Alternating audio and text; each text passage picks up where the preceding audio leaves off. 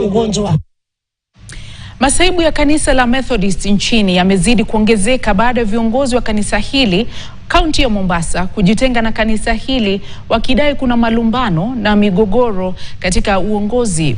Viongozi hawa wanadai wametengwa kwenye maamuzi ya kanisa hili na sasa wametishia kuwa hawatahusika tena hadi uongozi uliopo ukiongozwa na PB Deye kujiondoa.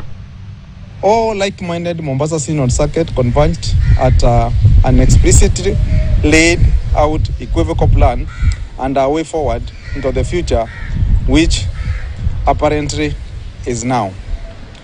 We, Mombasa Synod, are sat and deliberated on a wide range of issues affecting our Synod. We hereby came up with the following resolution. We have detached and distanced ourselves from the Methodist Conference up to and when our issues are addressed. Number 2, we shall not limit any funds to the conference nor participate in any conference activities or meeting whatsoever. We shall not receive any new minister into our circuit or allow anyone to go.